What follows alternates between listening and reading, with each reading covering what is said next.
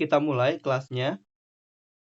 Sesuai dengan jadwal yang teman-teman sudah terima, materi hari ini yang akan kita bahas adalah materi objek geografi berupa atmosfer dan hidrosfer, seperti itu. Jadi materi yang hari kita bahas adalah materi atmosfer dan hidrosfer. Ini semua udah bisa lihat layarnya ya? Ya. Untuk materi atmosfer dan hidrosfer, ini kan adalah objek kajian geografi dari 5 objek yang ada. Jadi kalau misalnya saya tuliskan, bentar.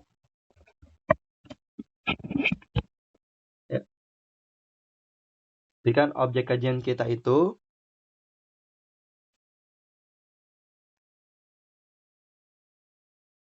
ya, ada 5. Yang pertama itu ada atmosfer. Kemudian yang kedua ada hidrosfer.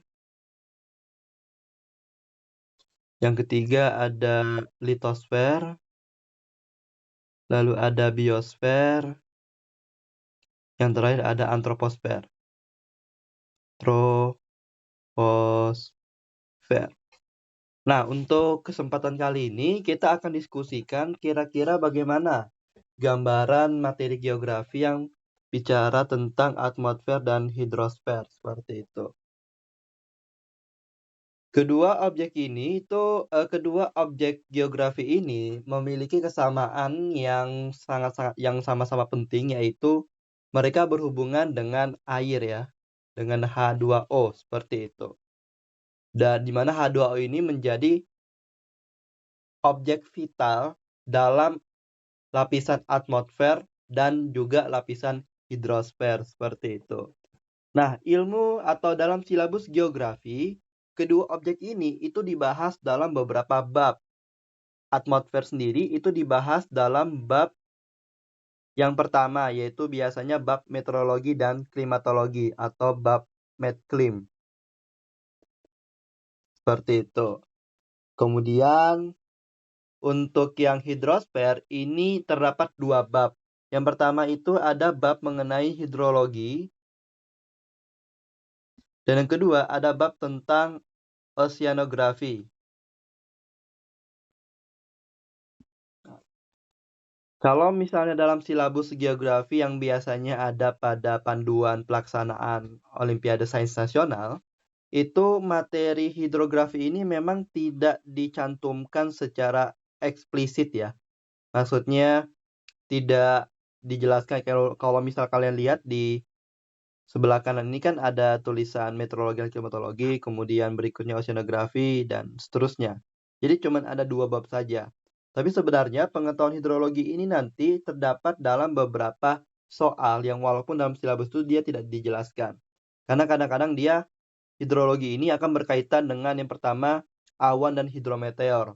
Makanya dalam ilmu hidrometeorologi ini nanti terdapat yang namanya bagian yang disebut sebagai hidrometeorologi. Iya, kalau nggak salah namanya hidrometeorologi. Dan seterusnya, termasuk juga mengenai sungai. Nanti akan kita coba lihat bagaimana materi-materinya, seperti itu. Nah, yang pertama kita mulai dulu 1 jam pertama membahas tentang Medclim. Oh ya, mungkin untuk disclaimer sementara, ini kan kita tahu bahwasanya materi geografi itu adalah salah satu bidang olimpiade dengan materi yang paling banyak, paling luas. Karena masing-masing topiknya aja itu pembahasannya bisa panjang seperti itu. Sehingga dalam waktu 10 jam dalam durasi 5 minggu ini, saya rasa kita tidak bisa membahas secara keseluruhan dengan komprehensif. Jadi dalam pelatihan kali ini, saya akan mengenalkan kepada teman-teman materi-materinya dan sumber-sumber ilmu yang bisa teman-teman gunakan untuk belajar materi tersebut seperti itu. Nah, di sini kita akan menggunakan panduan dari silabus ya, agar lebih jelas materi yang akan kita diskusikan. Nah, yang pertama kita lihat di bab meteorologi dan klimatologi. Subbab pertama dalam topik ini itu bicara mengenai cuaca dan iklim. Nah, di sini kita masih bicara mengenai definisi konsep-konsep dasar dan seterusnya.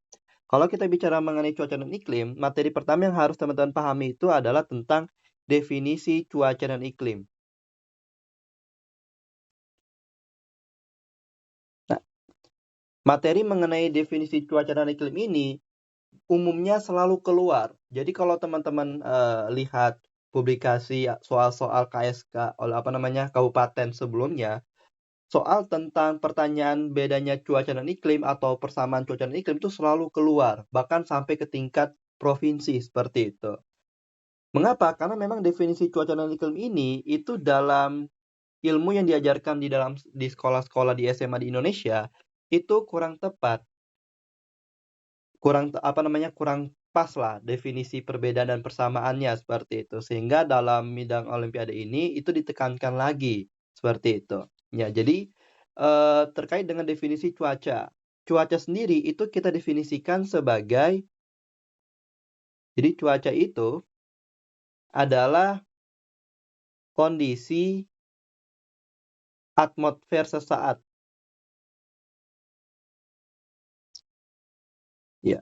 Jadi dia merupakan suatu kondisi dari lapisan atmosfer dalam durasi waktu yang singkat, yakni sesaat, seperti itu.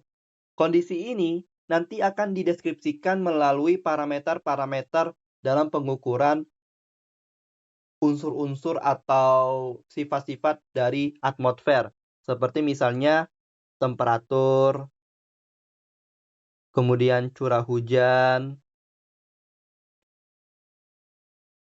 dan seterusnya. Nanti akan kita bahas tersendiri. Seperti itu. Jadi, secara singkat, kalau kita ingin mendefinisikan mengenai cuaca adalah kondisi dari parameter-parameter atmosfer dalam durasi waktu sesaat. Singkatnya adalah kondisi atmosfer sesaat. Nah, sesaat ini itu durasinya bisa per detik, per menit, per jam, per hari, per minggu. Dalam beberapa publikasi ini bisa di-extend hingga 3 bulan maksimum untuk mendeskripsikan kondisi dari atmosfer, seperti itu. Nah, ini adalah definisi dari cuaca. Sementara definisi dari iklim, ini merupakan kondisi atmosfer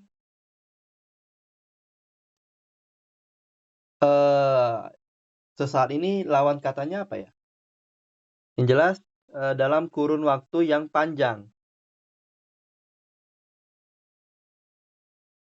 Waktu yang lama. Jadi yang membedakan dari definisinya, iklim itu didefinisikan sebagai kondisi atmosfer dalam kurun waktu yang lama. Jadi dia melihat bagaimana nih kondisi dari gas-gas ataupun karakteristik sifat-sifat yang terdapat di dalam atmosfer dalam durasi waktu yang panjang. Berarti kan dia dalam durasi panjang ini tidak ada perubahan yang signifikan dalam karakteristik atmosfer tersebut, seperti itu. Untuk kondisi-kondisinya sama saja. Karena nanti pada akhirnya parameter yang kita gunakan untuk mendeskripsikan iklim adalah rata-rata statistik dari nilai-nilai cuaca dalam kurun waktu yang panjang, seperti itu. Jadi kondisi di sini adalah rata-rata statistik dari cuaca. Rata-rata statistik cuaca. Seperti itu. Nah, karena secara parameter dia sama, bedanya hanyalah kalau cuaca ini kan nilai sesaat dari parameter atmosfer, sementara iklim ini kondisinya itu adalah rata-rata dari nilai parameter cuaca yang dihimpun dalam durasi waktu yang lama. Durasi waktu yang lama ini sudah ditetapkan menurut WMO, World Meteorological Organization, itu minimal 30 tahun. Jadi untuk bisa mendeskripsikan bagaimana kondisi iklim pada suatu wilayah, kita setidaknya membutuhkan data cuaca yang panjangnya selama minimal 30 tahun. Baru kita bisa mendeskripsikan, oh seperti inilah kondisi iklimnya, seperti itu. Bisa dipahami ya? Jadi Dari sini, dari definisinya, kita bisa melihat perbedaan dan persamaannya. Kalau perbedaannya terletak pada aspek temporal. Jadi perbedaan pada aspek temporal. Nah, aspek temporal ini, kalau yang cuaca tadi dia sesaat, sementara pada iklim dia lama, seperti itu. Sementara persamaannya adalah cuaca dan iklim ini sama-sama mendeskripsikan kondisi atmosfer dengan parameter yang sama, sehingga bisa kita katakan unsurnya sama atau komponen-komponen dalam mendeskripsikan atmosfernya itu sama. Ya, itu adalah definisi cuaca dan iklim. Kalau yang biasanya kita terima di kelas-kelas geografi yang diajarkan di sekolah-sekolah SMA di Indonesia, itu kan ada satu lagi perbedaannya berupa aspek luas ya, atau spasial. Nah, ini patut digarisbawahi karena aspek luas dan spasial itu bukan merupakan perbedaan cuaca dan iklim. Mengapa? Karena nanti kita akan mengenal yang namanya skala spasial dari cuaca dan iklim. Cuaca dan iklim ini mereka memiliki aspek spasial yang sama. Misalnya yang maksudnya sama ini mereka bisa dibagi menjadi beberapa bagian, beberapa tingkatan seperti itu. Nanti ada yang namanya misal kalau kita ambil contoh iklim ya. Ada nanti iklim yang namanya iklim mikro. Lalu ada lagi yang namanya iklim meso. Lalu ada lagi yang namanya iklim mikro, meso, iklim global lah. Iklim mikro ini kadang-kadang disetarakan juga dengan iklim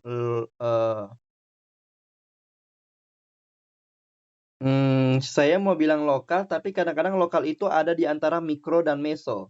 Jadi singkatnya seperti ini, mikro itu batasan spasialnya adalah lokasi yang kecil, yang sempit banget.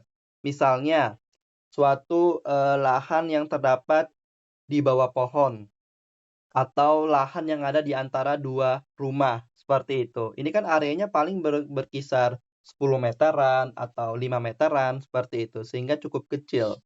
Nah, ini adalah batas dari atau kira-kira gambaran spasial iklim mikro. Kalau untuk yang lokal ini biasanya melingkupi suatu kawasan.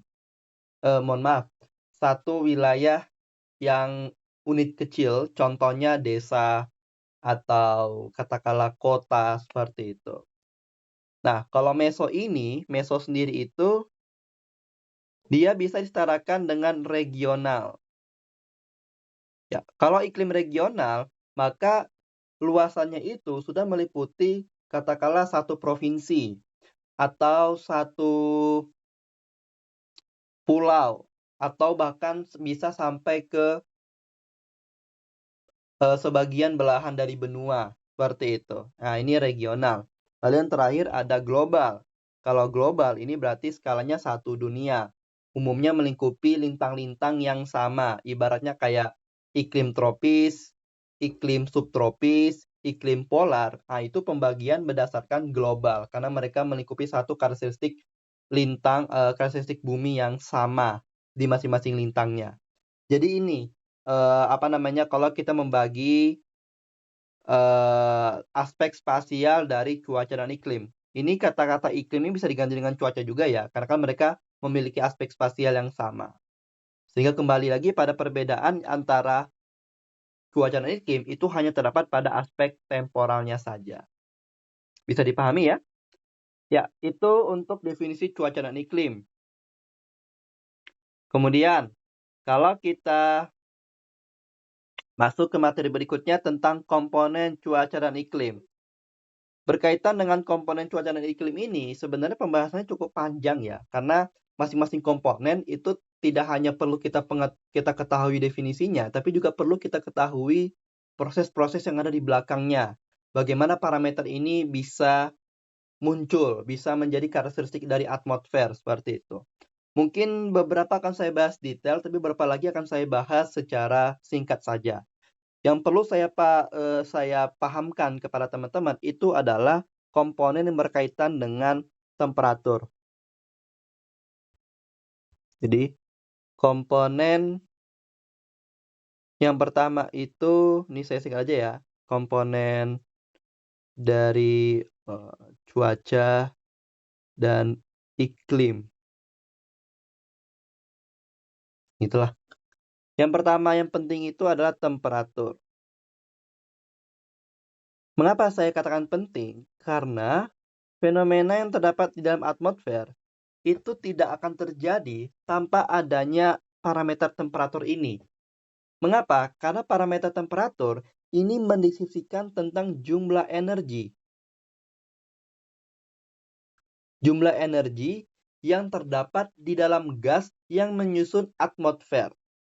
Jadi temperatur itu sebenarnya temperatur itu definisinya itu tidak bicara mengenai panas dinginnya suatu udara, bukan. Melainkan seberapa besar jumlah energi yang dimiliki oleh molekul-molekul udara di dalam atmosfer. Sehingga nanti molekul-molekul udara ini ketika dia mengandung energi, maka dia akan melepaskan panas. Dan panas inilah yang nanti akan diukur sebagai temperatur, seperti itu. Bisa dipahami ya? Jadi temperatur ini secara fisikanya dia mendeskripsikan jumlah energi dalam gas atau atmosfer. Nah, sehingga simpelnya kalau kita katakan wilayah tropis itu memiliki temperatur yang hangat. Nah, semakin hangat suatu temperatur artinya semakin besar energi yang dikandung oleh gas tersebut. Seperti itu. Dan memang pada faktanya mengapa wilayah tropis ini hangat? Karena ya dia berada di ekuator, di tengah-tengah dari bumi yang memang memiliki faktor insolasi yang lebih besar dan seterusnya, seperti itu. Ya, bisa dipahami ya. Nah, berkaitan dengan temperatur udara itu berarti ada tingkatannya, nilainya ini itu tergantung dari jumlah energi dalam gas atmosfer tersebut, seperti itu. Bagaimana mekanismenya? Jadi, kalau kita bicara mengenai udara di dalam atmosfer, katakanlah ini saya menggambarkan lapisan bumi ya, ini bumi. Kemudian garis putus-putus ini adalah kita katakan sebagai batas atmosfer, seperti itu. Di ketinggian 100 meteran mungkin. Berarti di sekitar termosfer. Ya, temperatur sendiri energinya itu berasal dari matahari. Jadi energi utama yang membuat adanya temperatur dalam atmosfer kita itu sumber utamanya dari matahari. Jadi atmosfer kita ini panas itu gara-gara matahari. Nah, matahari ini menyinari bumi. Ketika matahari menyinari bumi, dia cahayanya itu datang secara paralel. Mengapa? Karena memang posisi matahari sangat jauh, sehingga cahaya itu datang secara paralel. Nah, cahaya yang datang secara paralel ini itu tidak dapat langsung diterima oleh gas-gas yang ada dalam atmosfer kita. Mengapa? Karena sebagian besar gas-gas yang energi yang diterima oleh matahari, energi yang dilepaskan oleh matahari ini itu memiliki spektrum yang berbeda-beda ya. Jadi spektrumnya ini kan spektrum gelombang elektromagnetik yang dipancarkan oleh matahari ini itu berbeda-beda. Mulai dari sinar gamma, kemudian X, ultraviolet, kemudian cahaya tampak, lalu infrared, lalu juga microwave dan gelombang radio, seperti itu. Panjang lah. Nah, sebagian besar yang bisa menembus sampai ke bumi kita itu biasanya yang memiliki energi yang besar-besar seperti sinar gamma, sinar X, ultraviolet dan cahaya tampak, seperti itu. Namun masing-masing dari spektrum ini itu dapat dapat diserap oleh molekul-molekul atau ion-ion yang terdapat di dalam atmosfer kita. Seperti itu. Semisal, sinar X dan sinar gamma ini sebagian besar diserap oleh lapisan atmosfer atas yang berada pada lapisan ionosfer, seperti itu. Kemudian ultraviolet ini kebanyakan diserap oleh lapisan-lapisan ozonosfer yang ada di di dalam lapisan stratosfer. Nah, kedua kelompok dari gelombang ini yaitu sinar gamma, sinar X dan ultraviolet dan sinar X dan gamma serta ultraviolet ini itu mereka diserap oleh molekul atmosfer tertentu. Kalau yang si ultraviolet ini dia diserap oleh molekul gas O3, sementara sinar X dan gamma ini banyak diserap oleh gas-gas ringan seperti hidrogen dan helium, seperti itu. Ketika energi ini diserap oleh gas-gas tersebut, maka gas ini mendapatkan energi sehingga temperaturnya meningkat. Nah, sementara keberadaan gas-gas ini tuh spesifik di lapisan-lapisan tertentu, sehingga dia tidak dapat memanasi lapisan atmosfer secara keseluruhan, terutama lapisan atmosfer yang bersentuhan langsung dengan manusia, yakni di lapisan-lapisan homosfernya atau di lapisan troposfernya, seperti itu. Sehingga lapisan yang umumnya masuk atau memanasi atmosfer, terutama di bagian troposfer manusia, itu adalah cahaya tampak dan sebagian dari inframerah. Seperti itu. Nah, tetapi cahaya tampak ini itu tidak keseluruhannya tidak diseraplah secara umum oleh gas-gas di dalam atmosfer kita. Seperti itu. Karena gini, masing-masing gas yang terdapat di dalam atmosfer itu dia memiliki yang namanya sensitivitas terhadap spektrum gelombang tertentu. Misalnya H2O. H2O itu dia bisa menyerap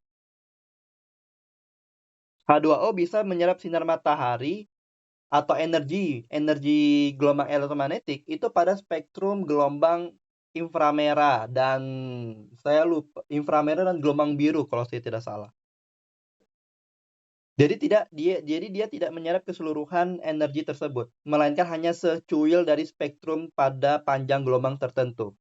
Begitupun dengan gas-gas yang lain seperti CO2 ataupun gas-gas seperti metana ataupun nitrogen dan seterusnya. Nah, kondisi seperti ini mengakibatkan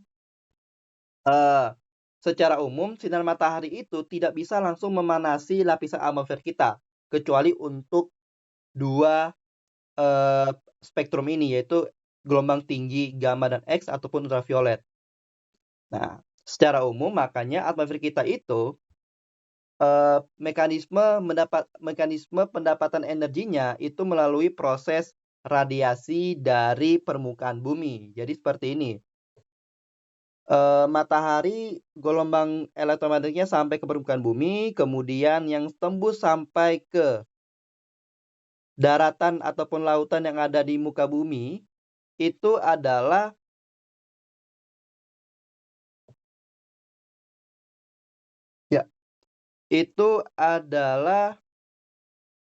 gelombang-gelombang menengah ya.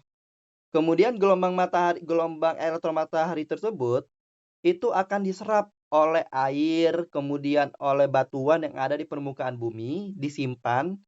Lalu nanti ketika energi ini sudah penuh, maka dia akan diradiasikan kembali ke luar angkasa oleh permukaan bumi. Jadi energi yang tadi datang, setelah mereka disimpan, maka nanti akan diradiasikan kembali. Namun energi yang diradiasikan kembali ini itu dalam bentuk gelombang panjang. Nah, gelombang panjang inilah yang beberapa di antaranya itu bisa diserap oleh gas-gas yang umum kita temui pada lapisan-lapisan atmosfer seperti gas H2O, kemudian CO2 atau gas-gas yang kita kenal sebagai gas rumah kaca ya, GRK. Seperti itu. Ketika mereka menyerap energi tersebut, maka mereka akan bergetar, bervibrasi lalu menghasilkan kalor, menghasilkan panas. Dan panas inilah yang kita sebut sebagai temperatur. Nah, kira-kira seperti itu mekanismenya. Dan ini harus teman-teman pahami karena mekanisme seperti ini dapat menjelaskan mengenai pertama, mengapa semakin tinggi temperatur semakin rendah. Ya, soalnya sumber pemanasan atmosfer kita umumnya berasal dari permukaan bumi. Sumber panasnya. Tapi sumber energinya itu dari matahari. Tapi sumber panasnya itu dari permukaan bumi yang dia meradiasikan gelombang elektromagnetik gelombang panjang yang bisa diserap oleh H2O dan CO2 atau gas-gas rumah kaca lah. Di sini saya highlight H2O karena memang H2O ini berperan sebesar 60% lebih dalam pemanasan atmosfer kita. Seperti itu. Sementara gas-gas yang lain ini berperan juga.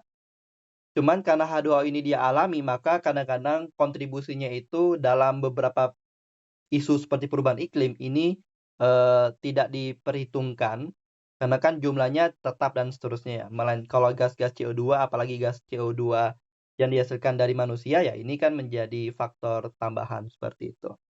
Nah, intinya seperti ini, mekanisme bagaimana atmosfer kita mendapatkan panasnya. Lalu bagaimana variasi panasnya? Tadi saya sudah jelaskan tentang variasi secara vertikal.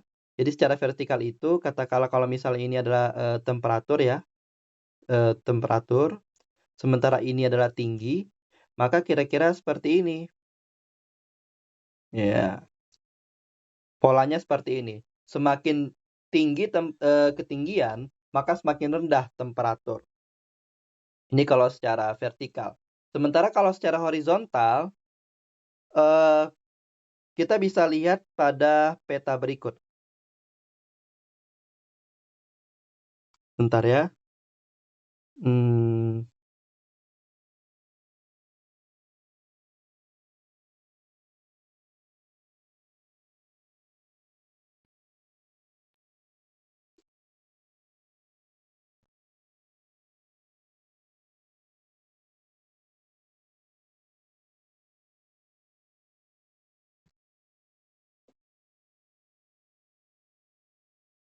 BTW ini yang hadir udah berapa ya? Oh, masih 4 orang yang hadir.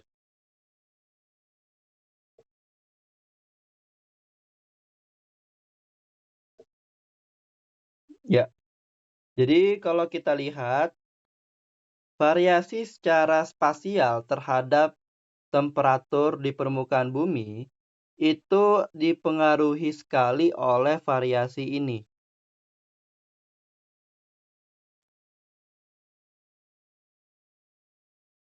Ya. Dia dipengaruhi oleh variasi dari insolasi.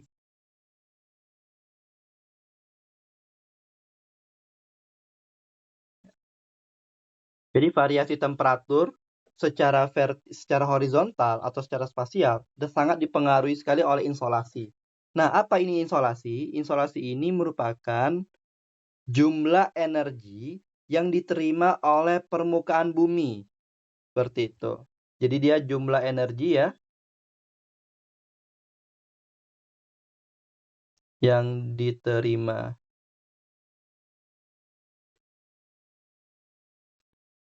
Yang diterima bumi seperti itu. Nah, begini kira-kira polanya. Teman-teman bisa lihat bahwasanya pola dari insolasi ini itu semakin besar lintangnya, maka semakin kecil pula nilai insolasinya. Kemudian insolasi yang paling besar itu ada pada region antara 15 sampai 30 utara maupun selatan. Sementara untuk lintang ekuator sendiri itu insolasinya sedikit lebih kecil dibandingkan pada lintang-lintang subtropis ya kalau kita bisa bilang. Sementara lintang-lintang polar itu insolasinya sangat rendah, bahkan beberapa ada yang dia kurang atau sekitar 800 kilowatt hour per meter kuadrat seperti itu.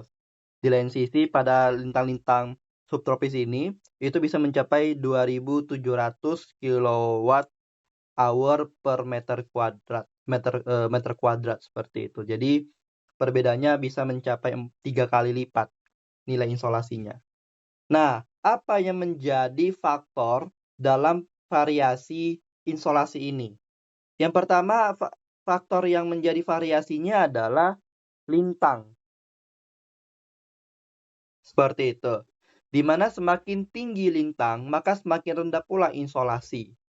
Dan sebaliknya, lintang-lintang yang rendah itu insolasinya tinggi. Seperti itu. Sehingga wilayah-wilayah subtropis ini besar pemanasannya, sementara wilayah-wilayah polar itu sedikit energi yang masuk sehingga temperaturnya menjadi sangat rendah di situ. Tetapi kalau kita perhatikan di sini, pada wilayah kita bandingkan ya, antara wilayah 0 derajat dengan wilayah 15 ataupun 30 derajat. Ternyata lebih besar di 15 dan 30 derajat dibandingkan di 0 derajat. Padahal kan lintang tadi teorinya seperti yang tadi sudah saya sebutkan. Nah, mengapa ada kondisi data seperti ini? Karena yang mempengaruhi insolasi itu tidak hanya lintang. Ada juga faktor yang namanya tutupan permukaan. Tutupan permukaan.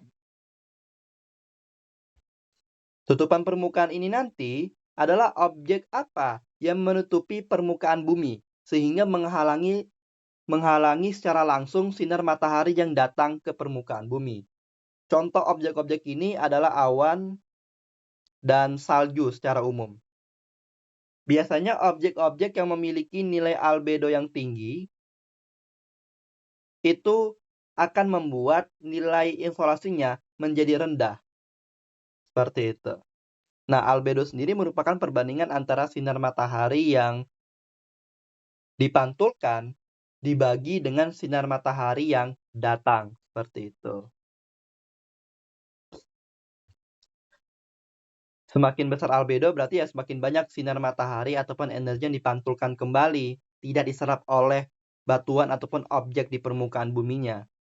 Itulah mengapa wilayah-wilayah tropis ini itu nilai dari insolasinya rendah dibandingkan dengan wilayah-wilayah subtropis karena banyak sekali awan di sepanjang garis ekuator.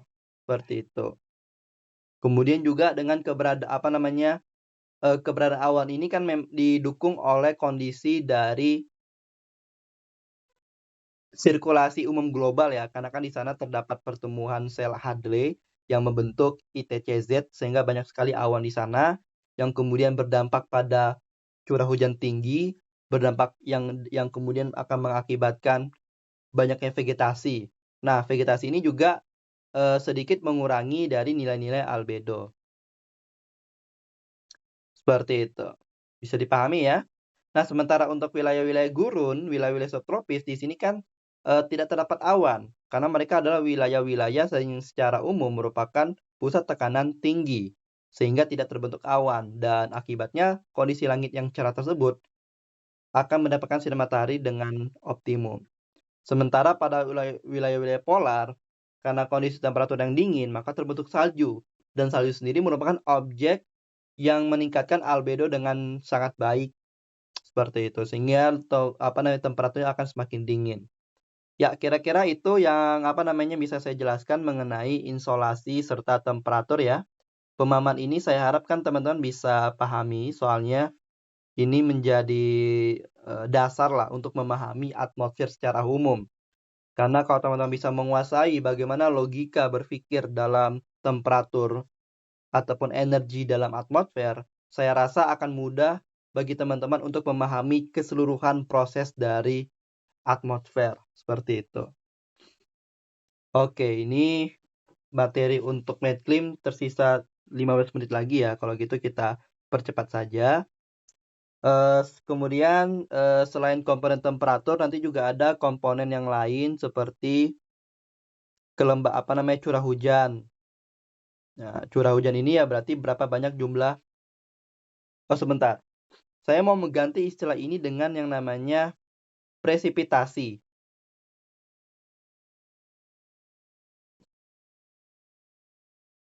Ya, jadi komponen berikutnya adalah presipitasi. Presipitasi ini merupakan objek endapan uap air di udara, seperti itu.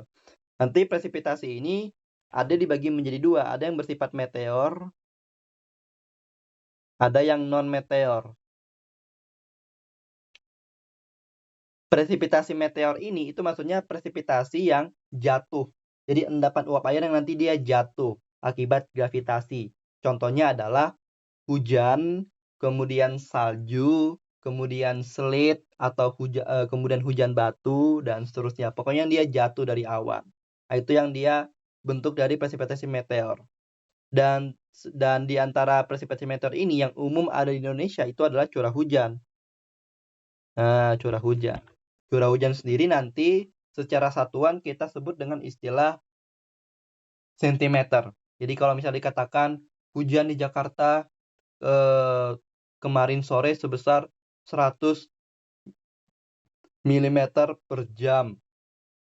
Mohon maaf, 100 mm aja. Kalau dia cuman disebutkan 100 mm, nah ini kita bicara mengenai jumlah curah hujan. Tetapi kalau disebutkan istilahnya 100 mm per jam, jadi kalau sudah ada satuan waktunya, maka kita sebut dia sebagai intensitas curah hujan. Kemudian mengapa satuan curah hujan itu dia menggunakan milimeter? Karena milimeter ini merupakan ketinggian dari bak penampungan air yang luas alasnya itu adalah 1 meter persegi. Jadi kita tinggal hitung berapa? Tinggal kita hitung berapa tinggi dari air yang ditampung tersebut. Seperti itu. Jadi kalau dikatakan 100 mm, maka hujan tersebut memiliki ketinggian bak penampung hujan sebesar 100 mm, berarti sebesar 10 cm. Seperti itu. Itu ya. Kemudian komponen berikutnya yang penting lagi adalah tekanan udara. Kalau tekanan udara ini bicara mengenai berapa besar gaya tekan yang terdapat pada udara di atmosfer. Nah, gaya tekan ini itu bisa berasal dari pertama berat dari atmosfer, berat dari udara. Kemudian selain berat dari udara juga bisa gayanya ini bisa berasal dari sirkulasi udara di dalam atmosfer. Itu juga akan mempengaruhi tekanan udara. Kemudian ada lagi angin. Nah, angin sendiri merupakan udara yang bergerak. Seperti itu. Nanti dia akan pergerakan dari angin ini akan dipengaruhi oleh tekanan udara tadi, di mana angin bergerak dari tekanan udara tinggi ke tekanan udara rendah, seperti itu. Ya, kalau untuk materi-materi berkaitan dengan komponen ini, soal-soalnya itu umumnya yang bicara mengenai ini, insolasi, temperatur, kemudian curah hujan, dan angin lah. Tapi biasanya kalau udah yang lain itu dibahas pada topik tersendiri nantinya. Kemudian kita masuk ke komposisi atmosfer. Kalau komposisi atmosfer ini berarti kita bicara mengenai apa sih yang menyusun atmosfer. Secara umum atmosfer itu disusun dari 99% gas permanen yang terdiri dari 3 gas utama, yakni gas nitrogen, oksigen, dan argon. Sementara sisanya adalah gas-gas yang jumlahnya kecil-kecil, seperti karbon dioksida, gas-gas rumah kaca, ataupun uap air, seperti itu. Kemudian kalau untuk struktur atmosfer sendiri, ini dulu sering keluar soal-soalnya, tapi sekarang karena mungkin udah pengetahuan umum ya, bagi kalangan anak Olim geografi, jadi agak sedikit jarang keluar. Yang jelas, struktur atmosfer ini bisa kita bagi berdasarkan 3 pembagian, berdasarkan temperatur, pengionan, dan komposisi. Kalau yang temperatur itu yang biasa teman-teman kenal dengan istilah troposfer, stratosfer, mesosfer, dan termosfer, seperti itu. Kemudian dalam silabus yang berikutnya itu bicara mengenai massa udara dan jenis-jenis udara. Jadi kalau yang disebut sebagai massa udara itu merupakan udara jadi massa udara ini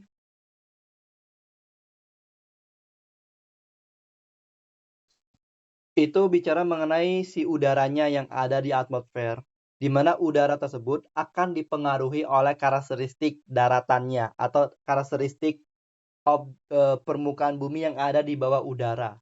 Seperti tadi kan sudah saya jelaskan bahwasanya udara itu akan dipengaruhi sekali oleh energi yang diterimanya dari permukaan bumi.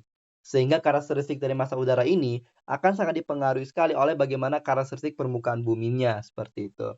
Nanti di mana massa udara ini kita bisa bagi berdasarkan karakteristik kelembapannya menjadi udara kontinental dan udara marin, serta karakteristik temperaturnya menjadi massa udara tropis, kemudian polar dan arktik, seperti itu. Lalu kombinasi dari dari kelima jenis massa udara ini itu terdapat sekitar 6 massa udara baru, seperti itu. 6 ya kayaknya ya, 1, 2, 3, 4, ya 6.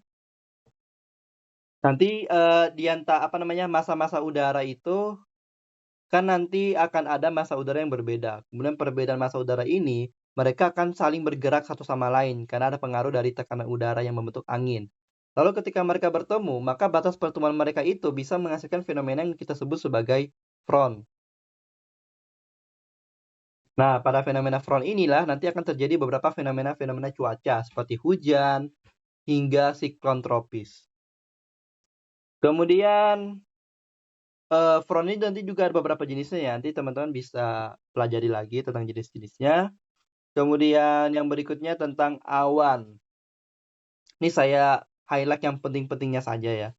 Tentang awan ya, awan ini penting juga karena ya awan ini merupakan salah satu fenomena yang terdapat di dalam atmosfer yang penting bagi keberlangsungan atmosfer itu. Karena dia merupakan objek yang merupakan bagian dari siklus air. Nah, awan sendiri ini terbentuk dari proses yang kita sebut sebagai proses kondensasi. Kondensasi. Proses kondensasi ini merupakan proses pengembunan. Apa yang mengembun? Yang mengembun itu adalah si uap air. Seperti itu. Uap air ini merupakan objek yang bentuknya gas. Objek air yang bentuknya gas. Kemudian dia akan mengembun. Nah, dalam proses kondensasi ini biasanya dibutuhkan dua material. Yang pertama itu adalah uap air ya, tentu saja sebagai bahan utamanya. Lalu yang kedua adalah inti kondensasi. Nah, inti kondensasi ini bisa berupa objek-objek padat yang melayang di dalam atmosfer seperti garam, debu, polen, abu vulkanik. Pokoknya objek solid yang dia melayang-layang di atmosfer. Kemudian objek ini nanti akan menjadi tempat untuk uap air melekat. Kemudian setelah dia melekat, maka semakin lama dia akan semakin besar dan terbentuklah yang namanya titik awan. Seperti itu. Di mana titik awan itu yang akan menyusun awan. Itu ya. Di kondensasi ini menggunakan dua material tersebut akan membentuk titik awan, lalu titik awan membentuk awan. Nah, nanti dalam titik awan ini, ketika terdapat proses-proses dalam awan seperti pertama ada yang disebut sebagai proses tubrukan dan tangkapan. Tubrukan dan tangkapan. Atau dalam bahasa Inggris kita sebut sebagai proses collision and coalition. Yaitu proses di mana titik awan tersebut saling bertubrukan sehingga dia bergabung menjadi titik awan yang lebih besar. Proses ini terus berlangsung di dalam awan sehingga pada akhirnya membentuk titik awan yang sangat besar yang nanti bisa kita sebut sebagai titik hujan. Nah, di titik awan ini dia ukurnya sudah sangat besar seperti itu. Kemudian dalam proses pembentukan dalam proses yang terdapat dalam pembentukan titik awan ini tidak hanya melalui proses tubrukan dan tangkapan, melainkan juga ada proses yang lainnya. Tetapi ini agak sedikit berbeda karena kalau proses tubrukan dan tangkapan umumnya dia membentuk titik hujan. Sementara ada lagi bentuk presipitasi yang lain yaitu salju yang terbentuk melalui proses Bergeron. Nah, proses Bergeron ini adalah proses pengintian es yang akan membentuk salju. Seperti itu. Kemudian dari proses-proses ini akan terbentuk awan dan dalam awan ini itu terdapat titik hujan serta salju atau inti salju, seperti itu. Lalu nanti proses-proses dalam awan yang meliputi adanya proses kondensasi, kemudian proses pembentukan presipitasi, serta adanya angin dan seterusnya, itu bisa berakhir pada terbentuknya presipitasi berupa hujan ataupun salju. Nah, kira-kira seperti itu secara umum ya. Kemudian dari fenomena terbentuknya awan ini nanti dia akan menghasilkan fenomena-fenomena yang bersifat katastrofik atau bersifat bencana. Sehingga kita perlu untuk mempelajari yang namanya juga bencana-bencana meteorologi, seperti itu. Nah, di sini bencana-bencana meteorologi ini ada banyak jenisnya. Mulai dari siklon tropis, kemudian El Nino dan La Nina, lalu ada dipole mode, kemudian ada tornado, ada thunderstorm, kekeringan, gelombang panas, blizzard, banjir, dan lain sebagainya. Seperti itu. Dalam soal-soal KSK, yang umumnya keluar itu biasanya tentang siklon tropis, kemudian El Nino dan La Nina, dipole mode. Nah, ini keempat bencana ini yang sering banget keluar dalam soal-soal KSK. Untuk yang lain pernah keluar beberapa kali tapi tidak sesering 4 bencana tersebut, seperti itu. Mengapa? Karena memang 4 bencana ini yang paling umum terjadi di Indonesia. Seperti itu. Misalnya kayak siklon tropis. Walaupun siklon tropis ini secara langsung tidak melalui wilayah Indonesia, tetapi dampak dari adanya siklon tropis di sekitar Indonesia itu mengakibatkan bencana seperti hujan lebat dan longsor. Kemudian El Nino dan La Nina. El Nino dan La Nina ini merupakan suatu fenomena anomali yang terjadi pada tidak stabilnya tekanan udara pada sel Walker yang ada di kawasan tropis Samudra Pasifik. Seperti itu. Nah, tidak stabilnya tekanan udara ini itu berdampak pada bergesernya kolam panas atau wampul ya. Mungkin kita kasih lihat gambarnya. Kita bisa lihat di internet sebenarnya ya.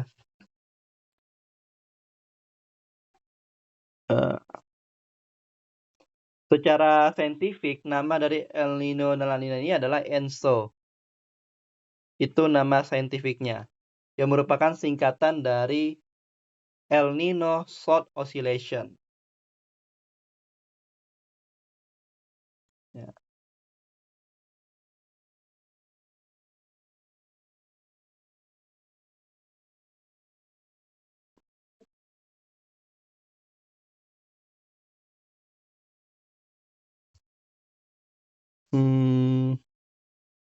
Nggak kelihatan.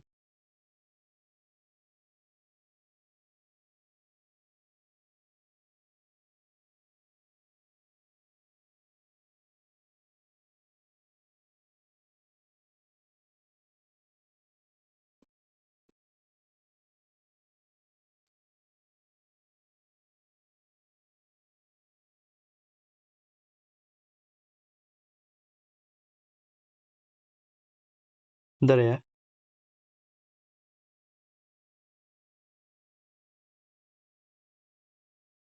Ini mana gambarnya ini? Oh ini. Ya ini. Jadi dalam kondisi normal, sirkus Walker yang terdapat pada kawasan ekuator Pasifik ini itu umumnya memiliki presipitasi yang tinggi pada kawasan Laut Solomon. Jadi di kawasan Papua Nugini atau di kawasan Melanesia lah, seperti itu. Di region Melanesia. Itu ada di timur Pulau Papua. Nah, itu kondisi normal. Tapi ketika kondisi ENSO ini mengalami penguatan ini berarti tekanan udaranya itu meningkat, terutama yang berada di kawasan Pasifik Tengah, sehingga membuat laju angin pasat itu menguat. Ketika angin pasatnya menguat, maka si kolam panas ini atau yang merupakan pusat tekanan rendahnya itu akan bergeser ke arah timur. Nah, ketika dia bergeser ke arah timur, ini berakibat pada kondisi La Nina, kondisi curah hujan yang tinggi di wilayah Pulau Papua. Jadi di wilayah Laut Pasifik bagian barat, seperti di Papua, di Darwin, kemudian, bahkan sampai ke beberapa region di Maluku, seperti itu. Nah, ini ketika kondisi ENSO-nya menguat, di mana nilai dari indeksnya itu positif. Sementara kalau kondisinya melemah, melemah ini ketika kondisi indeksnya itu dia negatif, dan kalau dia kondisinya negatif, maka dia akan menghasilkan fenomena El Nino. Mohon maaf, tadi saya mau revisi. Kata menguat itu harus kita lihat dari nilai indeksnya ya. Jadi menguat itu, jadi La Nina itu bukan gara-gara dia menguat, melainkan nilai indeksnya positif. Nah, seberapa kuat La Nina ini itu tergantung dari besarnya indeks La Nina tersebut. Kalau indeksnya besar, misalnya kayak positif 5, positif 6, nah itu dia menguat La Ninanya, maksudnya seperti itu.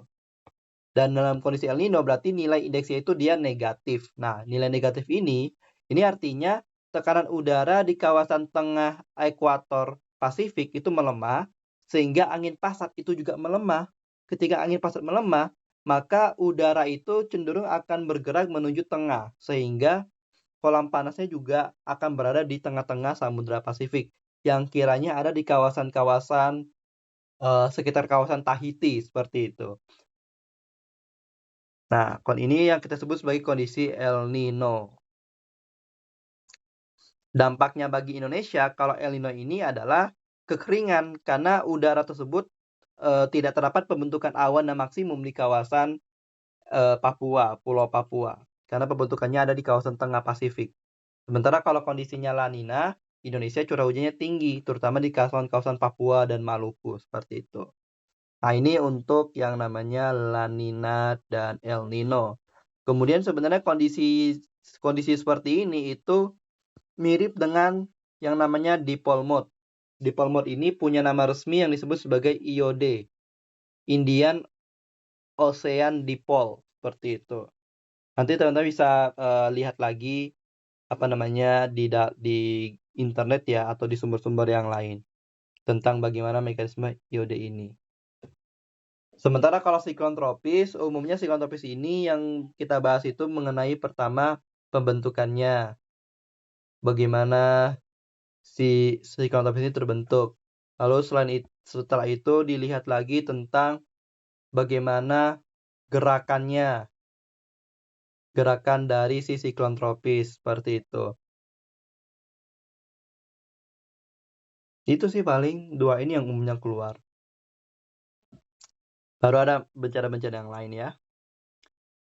Kemudian tentang pemanasan global dan perubahan iklim. Jadi seringkali juga beberapa soal tentang climate change ini keluar ya dalam soal-soal geografi, tapi umumnya kebanyakan soal-soal ini menanyakan tentang bagaimana langkah, strategi untuk memitigasi perubahan iklim, seperti itu. Nah, langkah-langkah ini bisa berupa misalnya penghematan energi, kemudian baik yang dari listrik ataupun kendaraan, atau mitigasi dari bencana-bencana yang mungkin terjadi seperti hujan yang semakin lebat atau kekeringan yang semakin kuat, seperti itu. Kemudian kalau secara teorinya sendiri ya ini yang namanya perubahan iklim itu terjadi karena parameter-parameter iklim itu berubah. Terutama parameter yang namanya temperatur ya, karena tadi memang dikatakan temperatur ini cukup kuat pengaruhnya pada atmosfer kita. Nah, tapi yang perlu teman-teman pahami adalah ini, perubahan iklim itu ada dan terjadi secara alami. Maksudnya gini, dari data-data yang ada, perubahan iklim ini itu secara alami memang sudah ada sejak ribuan bahkan miliaran tahun yang lalu. Jadi ini bukan hal yang baru. Tetapi di zaman sekarang, perubahan iklim ini itu dikuatkan oleh adanya tambahan gas rumah kaca oleh manusia. Nah, mengenai seberapa besar penguatannya atau seberapa besar kontribusi manusianya, ini masih menjadi perdebatan. Tapi yang jelas ada pengaruh manusia, apalagi kalau kita bicara mengenai dalam lingkup area yang kecil ya, seperti iklim lokal ataupun iklim regional, ini sangat mudah sekali dipengaruhi oleh aktivitas manusia. Sebagai contoh, iklim yang ada di kota itu akan lebih panas dibandingkan iklim yang ada di kawasan desa, karena pengaruh dari aktivitas manusia membangun gedung-gedung di area perkotaan, seperti itu. Jadi memang manusia bisa punya pengaruh. terutama secara lokal tuh kuat sekali pengaruhnya. Tapi kalau secara global, ini masih menjadi perdebatan seperti itu. Tapi yang jelas, para politisi atau para pembuat kebijakan tuh mengeluarkan beberapa strateginya untuk mengurangi dampak atau bahkan mencoba untuk mengatur laju peningkatan temperatur secara global dengan cara pengurangan emisi karbon seperti itu. Dan apakah berhasil atau tidak kita belum tahu ya, karena kita baru bisa lihat keberhasilannya setelah targetnya selesai, yaitu di 2050-an. Ya, itu berkaitan dengan perubahan iklim ataupun pemanasan global.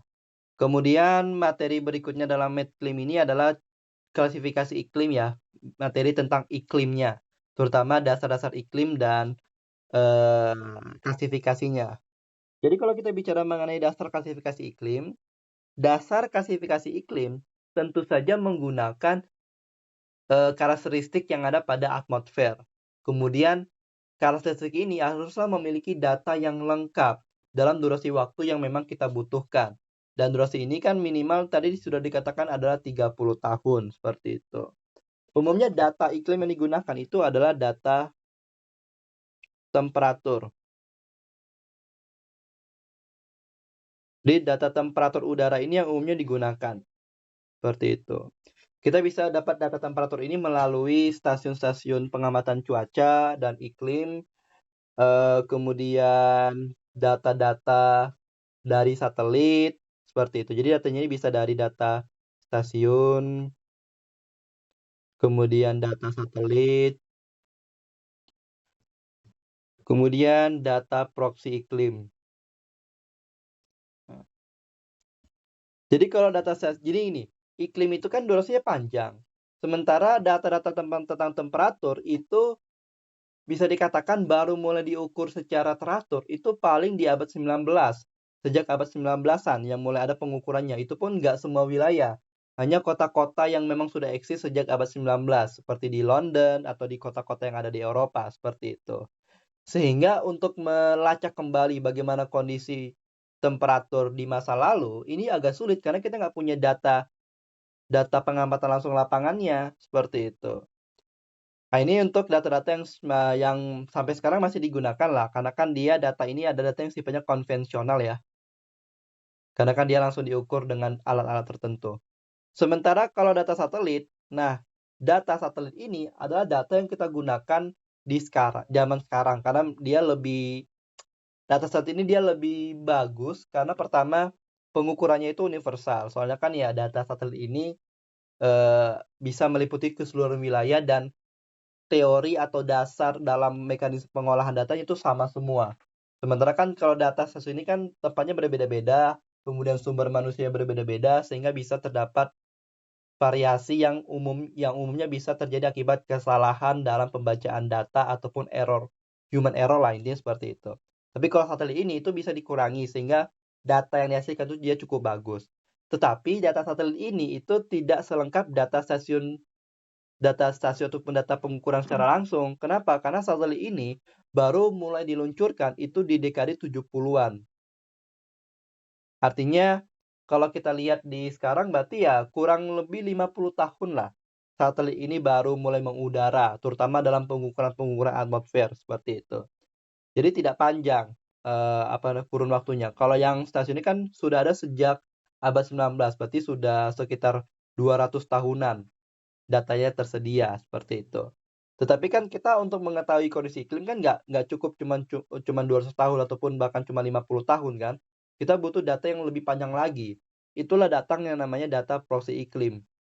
Nah, data proksi iklim ini adalah data-data tentang iklim yang disimpan oleh objek-objek yang terdapat di alam seperti inti es atau inti sedimen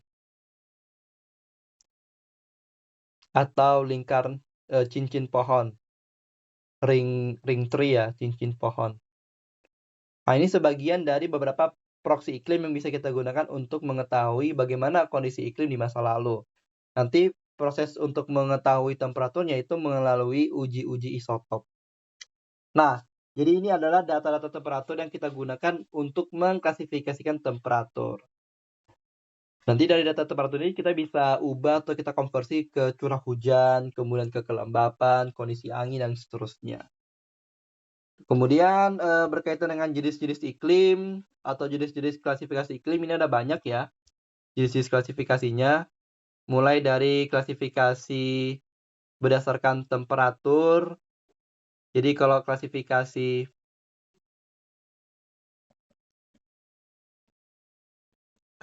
iklim yang berdasarkan variasi dari temperatur itu ada klasifikasi Junghun,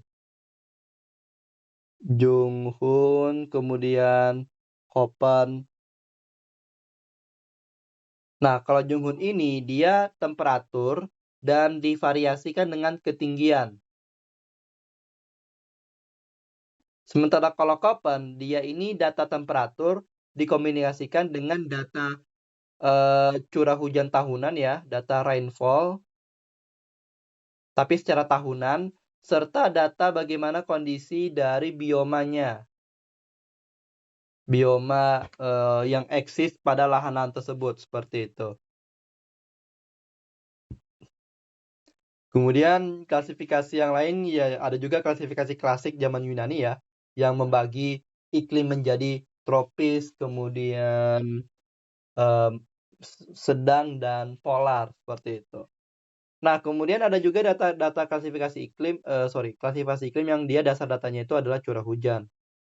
Kalau yang curah hujan ini dia lebih spesifik ya penggunaannya serta lokasi dalam perhitungannya, karena sifat dari curah hujannya kan dia umumnya lokal. Sementara kalau temperatur ini kan dia bisa bersifat global ya. Tapi kalau curah hujan itu dia umumnya lokal. Masing-masing wilayah itu bisa berbeda pola hujannya dan pola hujan serta tipe hujannya. Nah, kalau yang curah hujan ini nanti ada yang beberapa klasifikasi seperti Smith-Ferguson, kemudian klasifikasi Moore, kemudian klasifikasi Alderman. Nah, kalau yang Moore dan Smith-Ferguson ini merupakan klasifikasi yang didasarkan atas bulan basah, di mana karakteristik bulan basahnya itu sama mereka, yaitu bulan basah ini berarti bulan yang curah hujan per bulannya lebih dari 100, sementara bulan keringnya itu kurang dari 60 mm per bulan. Sementara kalau Alderman, ini karakteristik curah hujan bulan basahnya itu berbeda dengan kedua klasifikasi di atas. Yakni kalau Alderman ini, bulan basahnya itu minimal adalah 200 mm per bulan. Sementara bulan kering itu kurang dari 100 mm per bulan. Mengapa bisa berbeda? Karena memang Alderman ini dalam penyusunan klasifikasi curah hujannya, dia mengkhususkan untuk memetakan area pertanian sawah. Jadi wilayah mana yang secara iklim itu cocok untuk menanam padi. Karena padi ini kan adalah tanaman yang boros air ya. Karena dia harus tinggal di kawasan rawa-rawa umumnya. Jadi memang dia butuh banyak air. Oleh karenanya curah hujan basahnya itu dia dinaikkan standarnya.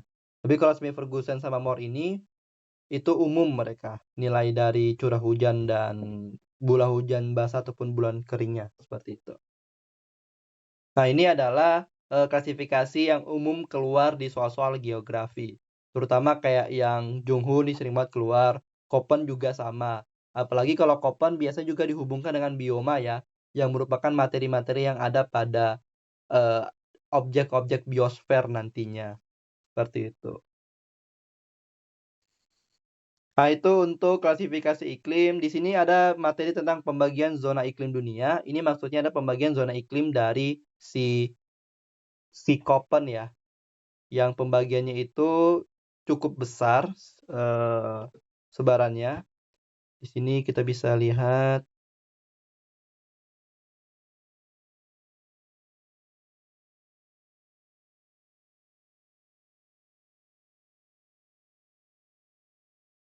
Ya, kira-kira ini sebaran dari zona iklim Köppen dunia. Jadi kalau untuk variasi spasial iklim yang bisa kita terapkan secara global, maka yang paling tepat itu adalah Köppen. yang paling bagus sistemnya adalah sistem Köppen.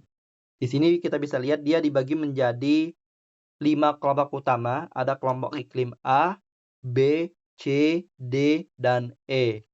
Seperti itu. Masing-masing iklim ini memiliki karakteristik yang berbeda. Iklim A ini adalah iklim yang basah, iklim tropis. Kemudian iklim B ini adalah iklim kering, iklim gurun umumnya. Kemudian iklim C ini adalah iklim sedang, lalu iklim D ini adalah iklim dingin, sementara iklim E ini adalah iklim polar, seperti itu. Nah, ini juga teman-teman harus pahami ya, berkaitan dengan kondisi iklim. Ada yang namanya landscape gurun atau desert. Gurun.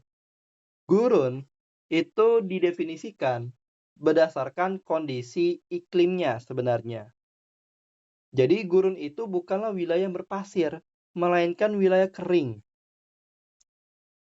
Wilayah kering, di mana kering ini curah hujannya kurang dari kalau nggak salah sih 250 mm per tahun, atau bahkan kurang daripada itu, bisa 50 mm per tahun curah hujannya saking keringnya.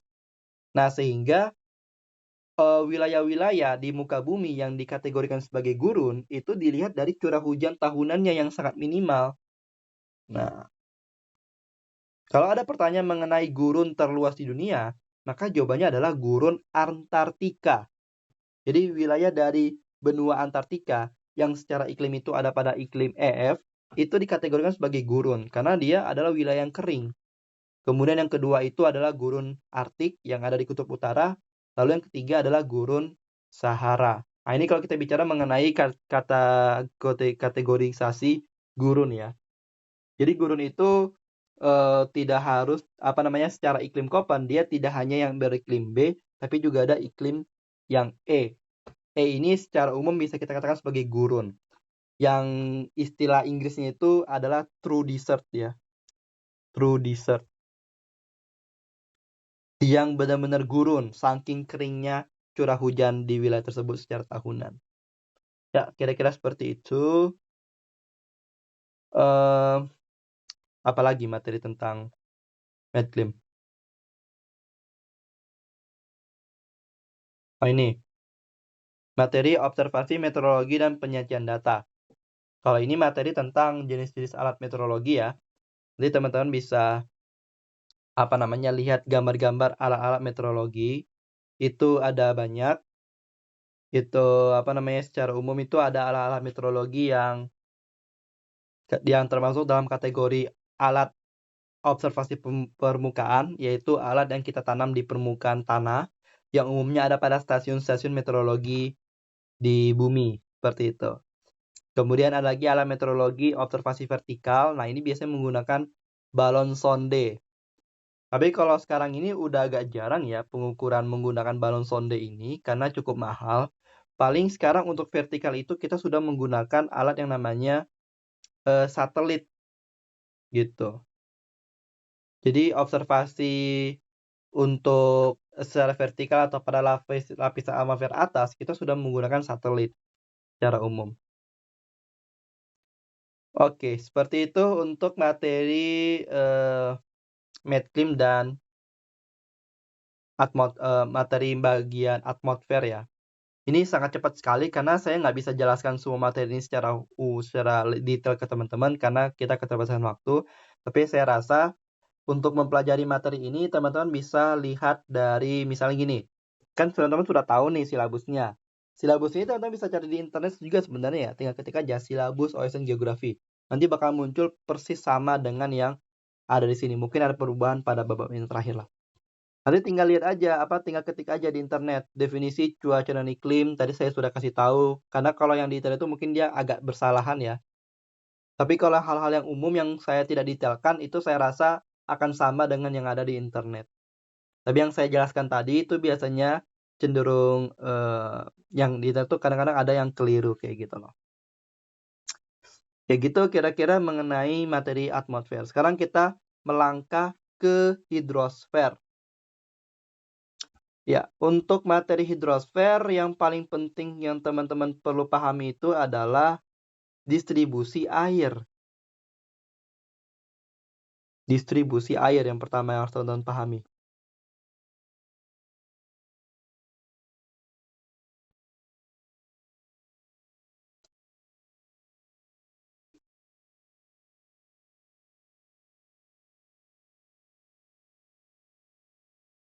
Iya. Jadi kalau kita bicara mengenai distribusi dari air, air itu di mana distribusinya? Mungkin sebelumnya tentang dari mana air berasal. Air itu berasal dari luar angkasa, teman-teman. Jadi air itu bukan objek yang berasal dari pembentukan bumi. Maksudnya sumber air itu sebagian besar berasal dari luar angkasa. Jadi ketika bumi terbentuk dalam fase magma panas, itu datang komet ataupun meteorit yang mengandung air yang menabrak bumi. Nah, yang objek-objek inilah yang membawa air dari luar angkasa untuk pembentukan untuk air yang ada dalam bumi. Kemudian nanti material airnya akan bergabung dengan material bumi. Sebagian ada yang membentuk atmosfer, sebagian ada yang tergantung di dalam kerak-kerak bumi ataupun di dalam material-material bumi itu sendiri, seperti itu.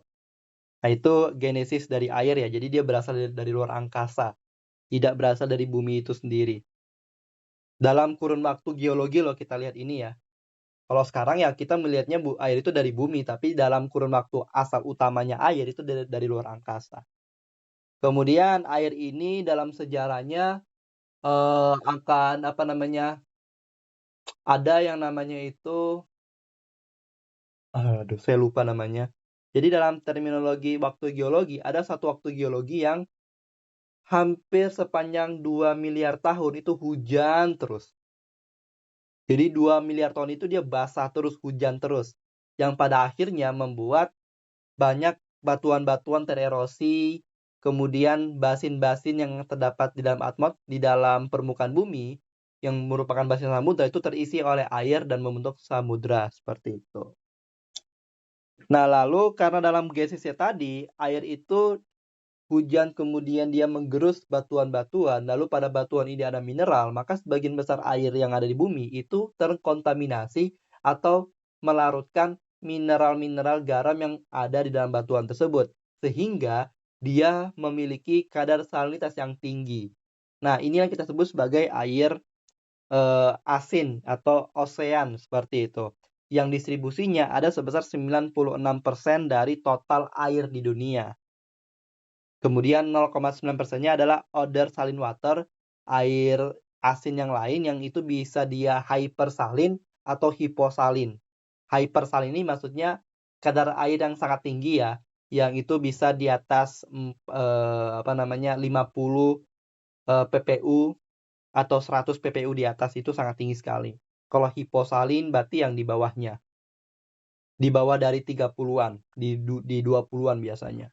Nah, ini kemudian fresh water. Nah, fresh water ini adalah air yang tawar, air yang salinitasnya rendah sekali atau bahkan bisa dikatakan nol gitu, karena dia tidak memiliki kadar garam yang tinggi banget. Seperti itu.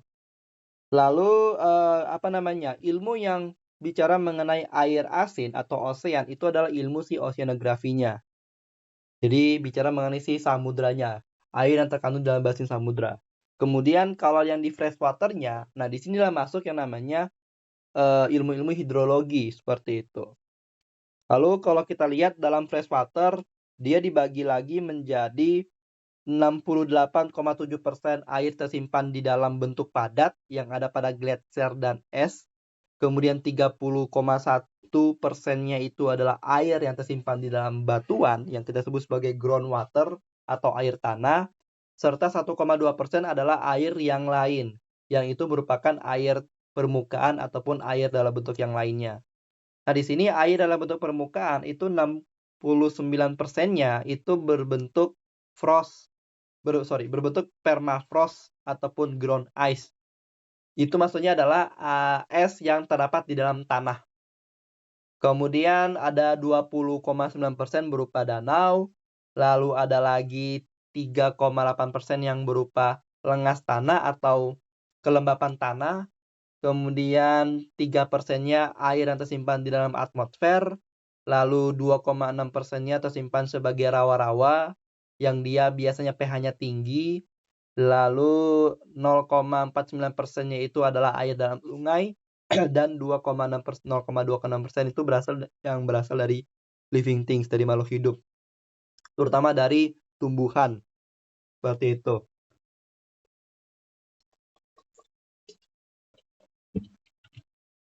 Ya, ini distribusi dari air. Jadi kalau kita lihat peran penting air ini kan salah satunya adalah sebagai kebutuhan domestik manusia ya. Dan umumnya yang kita manfaatkan itu hanyalah sebagian kecil dari air yang tersimpan di permukaan bumi ini, terutama air yang berasal dari groundwater. Jadi air yang teman-teman minum umumnya itu kan berasal dari sumur. Nah, sumur itu sumber airnya dari groundwater, seperti itu. Gitu ya.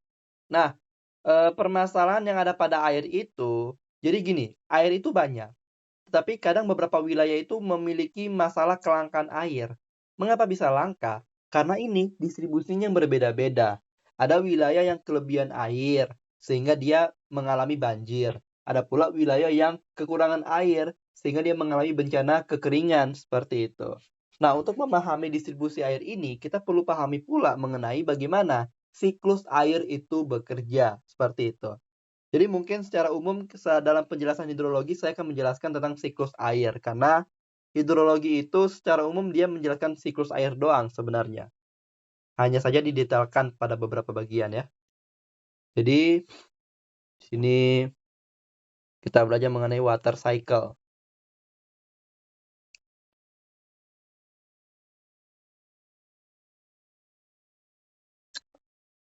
Di sini teman-teman bisa pakai data water cycle yang dikeluarkan oleh ini USGO kalau nggak salah yang mengeluarkannya. Yang ini apa namanya? Badan Geologinya Amerika. Itu soalnya lumayan bagus. Publikasi mereka atau gambar mereka mengenai si water cycle ini.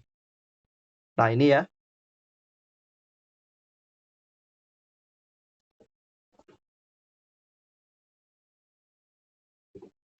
Nah, di sini bisa kita lihat bahwasannya siklus air itu terdapat beberapa proses, kemudian ada beberapa simpanan air. Nah, simpanan air ini itu berarti kayak air yang dalam bentuk, jadi air yang dia tidak bergerak, air yang dia diam, tidak bergerak akibat proses-prosesnya ataupun akibat yang lainnya lah. Nah, di sini simpanan air paling tinggi atau paling banyak itu berasal dari ocean ya, dari samudra ini yang paling banyak. Kemudian ada lagi simpanan air di atmosfer, yaitu di dalam awan, di dalam uap air, seperti itu. Kemudian ada lagi simpanan air dalam bentuk padat, yang ada pada salju dan es. Kemudian ada pula simpanan air yang tersimpan pada dalam bumi, yaitu air tanah, seperti itu. Jadi secara umum ada 4 tempat simpanan, ada satu lagi itu air permukaan ya, jadi ada 5. Air dari ocean, kemudian air di atmosfer, di dalam awan, uap air, kemudian air di bentuk es ini yang ada pada salju dan gletser, air dalam air tanah, serta air di permukaan. Nah, air di permukaan ini juga termasuk di dalamnya adalah air pada tumbuhan, seperti itu. Nah, itu adalah si simpanan airnya.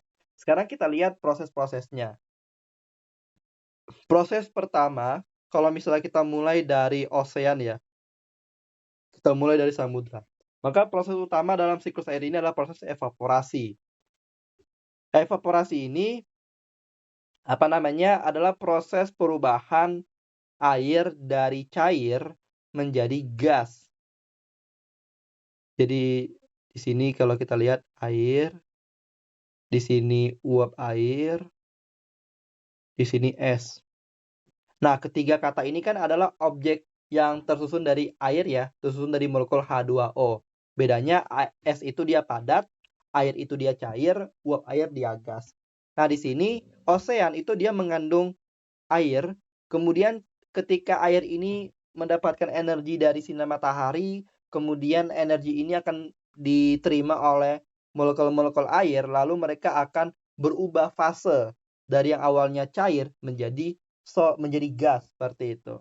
Dalam proses ini kita sebut sebagai proses evaporasi. Seperti itu. Kemudian evaporasi ini akan menghasilkan uap air.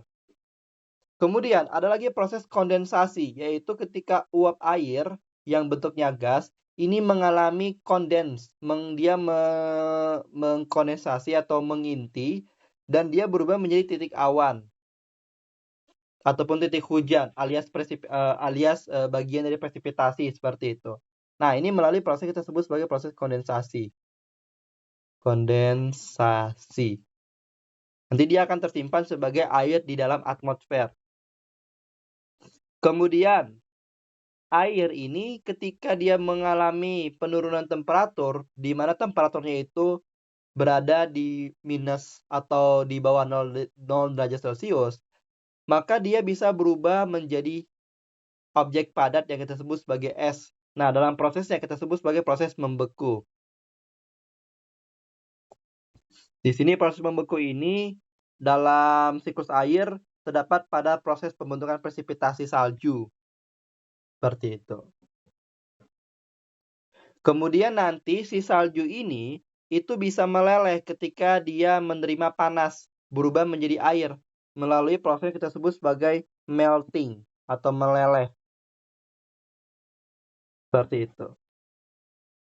Nah, secara umum ini adalah proses-proses yang terdapat pada siklus air secara garis besar ya. Tetapi nanti juga ada proses-proses yang dia detail pada beberapa bagian. Yang pertama ada yang namanya proses perubahan air dari es menjadi uap air. Nah, ini namanya adalah proses sublimasi. Jadi benda padat menjadi gas itu kan sublimasi. Sementara berikutnya benda gas menjadi benda padat ini terjadi melalui proses desublimasi. Nah, kalau teman-teman lihat kedua proses ini kan dia terdapat pada atmosfer ya, karena memang umumnya dua proses ini itu terjadi pada saat pembentukan salju. Jadi untuk membentuk es ini itu melalui proses sublimasi dan desublimasi nantinya, yang dia membentuk inti kristal es dan salju secara umum seperti itu. Nah, ini adalah proses-proses fisika pada air yang ada pada siklus air yang teman-teman perlu pahami. Jadi tadi kita sudah menjelaskan tentang terminologi seperti evaporasi, kondensasi, kemudian sublimasi, desublimasi, presipitasi, dan seterusnya. Nah, sekarang kita masuk ke bagian permukaan ataupun bawah permukaannya. Jadi bagian siklus air yang itu terjadi di permukaan bumi selain samudra. Yang pertama itu ketika adanya presipitasi berupa presipitasi berupa hujan, maka air akan jatuh ke permukaan tanah. Ketika air jatuh ke permukaan tanah, maka proses yang pertama kali terjadi itu adalah infiltrasi. Jadi ketika ada ini misalnya pohon ya. Ya. Jadi ketika ada awan menurunkan hujan, maka proses yang terjadi itu ketika hujan jatuh adalah air yang jatuh ke permukaan tanah itu akan masuk ke dalam tanah melalui proses yang kita kenal sebagai proses infiltrasi. Seperti itu. Nah, proses masuknya air dari atmosfer ke permukaan tanah atau ke dalam tanah itu nanti akan mengisi bagian tanah yang kita sebut sebagai zona tidak jenuh. Zona tidak jenuh. Dalam bahasa Inggris kita sebut sebagai unsaturated.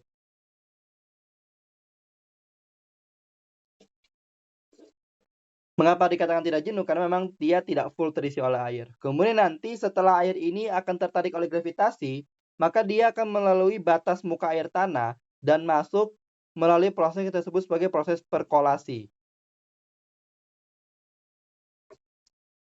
Lalu ketika proses perkolasi sudah selesai, kemudian kapasitasnya sudah penuh, kemudian tinggi muka air tanah ini meningkat, maka dia akan menurunkan kemampuan tanah untuk melakukan proses infiltrasi.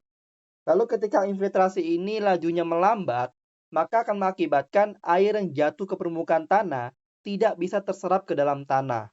Dampaknya adalah air tersebut akan berkeliaran di permukaan tanah yang memunculkan yang namanya overland flow. Nah, jadi overland flow ini merupakan bagian dari yang namanya runoff atau limpasan permukaan yang dia bergerak di permukaan tanah, overland di atas permukaan tanah. Ini bagian dari runoff ya, salah satu dari runoff. Runoff itu aliran, ini simpelnya lah. Nah, ada tipenya namanya overland flow, seperti itu. Jadi, yang namanya sungai atau surface runoff itu sendiri itu terjadi setelah kapasitas infiltrasi itu terpenuhi. Jadi umumnya dia tidak terjadi secara langsung ya, melainkan, umumnya setelah infiltrasi itu selesai atau bisa juga dalam, apa namanya, waktu yang sedikit berbarengan, tetapi, umumnya kalau yang kayak misalnya gini, infiltrasi belum penuh tapi sudah ada runoff. Nah, ini biasanya dipengaruhi oleh adanya tutupan permukaan di tanah tersebut. Jadi kalau tanahnya ini kosong ya harusnya infiltrasi dulu, kayak gitu. Nanti dari overland flow ini akan terbentuk yang namanya sungai, seperti itu. Kemudian di sini kan ada pohon ya. Mengapa pohon penting? Karena pohon itu punya peran yang sangat besar banget, terutama bagi siklus air di dekat permukaannya. Yang pertama, air itu merupakan pompa air tanah yang paling, yang cukup besar lah. Jadi di dalam pohon ini, itu dia akan menyedot air ya, menyedot air melalui melalui gaya-gaya kapiler yang ada pada batang-batangnya. Kemudian air yang disedot ini, itu nantinya akan dilepas melalui stomata dalam proses yang namanya transpirasi. Nah, transpirasi ini juga dia cukup besar dalam mengatur jumlah air di atmosfer. Itulah mengapa ada istilah yang namanya evapotranspirasi, seperti itu. Gitu. Selain dia berpengaruh pada proses evapotranspirasi, vegetasi dalam hal ini hutan, umumnya itu akan memiliki simpanan kecil yang kita sebut sebagai intersepsi. Nah, intersepsi itu merupakan air yang tersimpan di dahan-dahan pohonnya. Ingat, dia tersimpan di dahan pohon, di daun-daun, bukan di dalam pohon itu sendiri. Ini terjadi karena ketika adanya hujan, maka hujan tersebut airnya akan menempel pada dahan-dahan pohon. Nah, itu kita sebut sebagai intersepsi. Lalu intersepsi ini umumnya airnya itu akan mengalir lagi ke permukaan tanah melalui proses yang kita sebut sebagai stand flow atau aliran batang dan trunk fall, aliran yang langsung jatuh dari dahan-dahan pohon ke permukaan tanah. Nah, dengan adanya fungsi pohon ini sebagai intersepsi dari air, maka akan membantu tanah untuk mengatur laju infiltrasinya. Soalnya dengan keberadaan pohon ini, maka laju air yang masuk ke dalam tanah, yang jatuh ke permukaan tanah itu akan dikurangi. Sehingga tanah itu memiliki waktu yang cukup untuk menyerap semua air sebelum mendapatkan air yang jatuh dari hutannya atau dari pohon-pohonnya. Sehingga pada long run akan membantu tanah untuk mengefisienkan, mengoptimalkan air yang diserapnya dari hujan. Seperti itu. Itulah mengapa ketika pohon ini ditebang melalui proses seperti deforestasi, maka itu akan mengancam ketersediaan air tanah. Karena dia akan mengganggu atau dia menghilangkan komponen intersepsi ini, sehingga air itu sebagian besar akan berubah menjadi overland flow. Karena tanah itu terbatas kemampuan infiltrasinya akibat pohon-pohon yang ditebang tadi. Jadi dampaknya air tanah itu berkurang, kemudian munculnya banjir, munculnya erosi dan seterusnya. Nah, ini dalam prosesnya nanti air ini ketika masuk ke dalam tanah, terutama pada zona jenuh ya, nanti dia akan mengalir juga yang dipengaruhi oleh kapasitas hidrolik air tanah dan mengalirnya itu menuju ke lautan pada umumnya. Apalagi kalau memang ada zona-zona lemah yang bisa mengeluarkan air tanah dalam bentuk air tanah seperti itu, dalam bentuk mata air seperti itu. Nah, ini adalah bagian siklus air yang terdapat pada pada permukaan bumi ya. Nah, ini secara umum saja, nanti pada prosesnya dia juga harusnya didetailkan ya mengenai lebih detail lah, terutama pada air tanahnya ataupun pada kualitas dan kuantitas airnya dan seterusnya. Mungkin kalau kita punya kesempatan lain akan saya jelaskan lebih detail tentang proses-proses yang ada di dalam siklus air ini. Tapi setidaknya untuk hidrologi umumnya ini yang kita pelajari. Nah, ini konsep-konsep dasarnya saja. Oke, itu untuk hidrologi. Kemudian kita melangkah ke materi berikutnya, yaitu materi yang terdapat pada pada oceanografi, pada air laut, seperti itu. Jadi kalau materi oceanografi sendiri, secara umum memang akan banyak bicara mengenai lautan ya. Maksud saya materi-materi fisik banget lah, dan fisika juga. Sama seperti yang tadi juga rata-rata fisik ya dari tadi kita bahas. Nah, di sini materi oceanografi yang perlu teman-teman pahami itu adalah bicara mengenai samudra, laut, bagaimana proses pembentukannya dan komponen-komponen samudra seperti itu. Di sini kalau kita yang membedakan antara samudra dengan laut itu samudra itu adalah adalah badan air yang terdapat di atas cekungan basin samudra. Gitu. Sementara kalau laut itu umumnya badan air yang sempit yang itu bagian dasarnya itu merupakan bagian dari paparan benua. Jadi masih berupa bagian dari litologi batuan benua seperti itu. Tapi kalau samudra itu sudah beda litologi batuannya. Dia merupakan bagian dari kerak samudra seperti itu. Dan tentu saja samudra dia lebih luas. Dan kalau kita lihat samudra sendiri itu secara umum dibagi menjadi 5 region ya atau 5 wilayah lah seperti itu. Apa saja wilayah-wilayahnya? Yang pertama ada yang paling luas adalah Samudra Antartika. Mohon maaf salah. Samudra Pasifik ya. Ini samudra meliputi hampir kayaknya sepertiga apa 2/3 ya? Sepertiga kayaknya dari total samudra dunia. Pokoknya paling luas lah. Kayak ini aja satu bumi itu kayak udah satu samudra semua. Itu samudra yang pertama, Samudra Pasifik.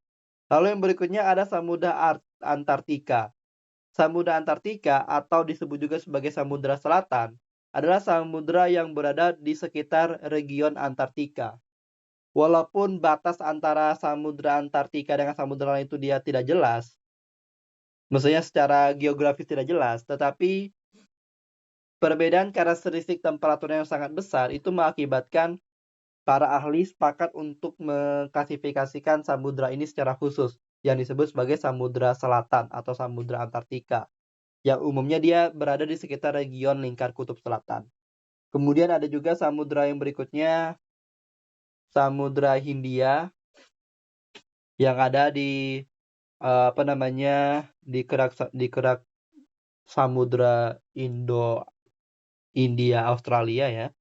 Lalu ada juga Samudra Atlantik yang berada di batas benua Amerika, Afrika, serta Eurasia bagian Eropa.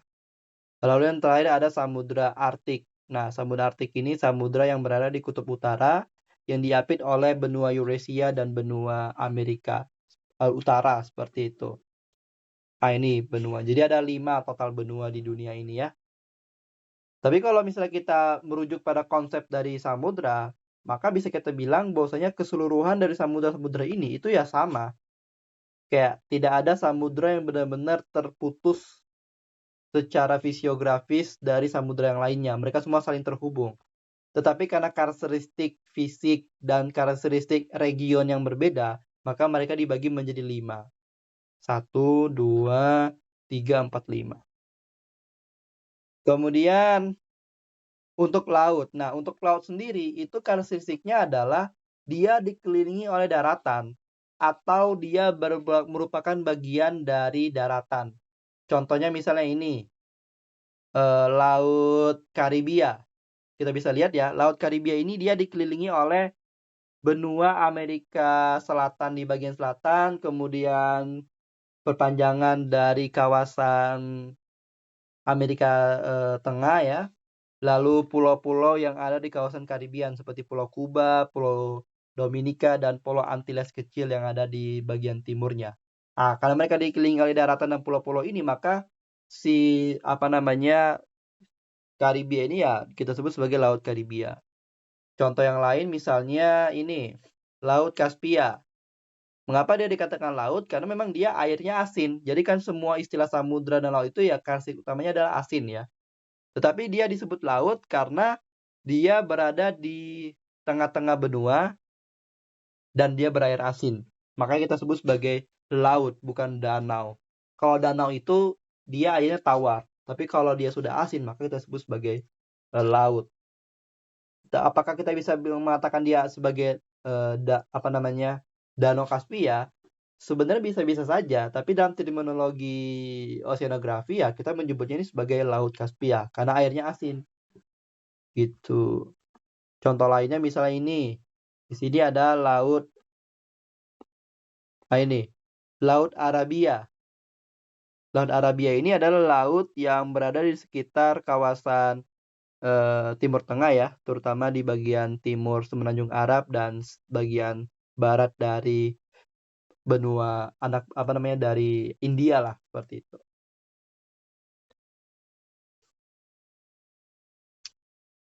Nah, kira-kira itu yang membedakan antara samudra dengan laut. Sekarang kita masuk ke konsep yang lain.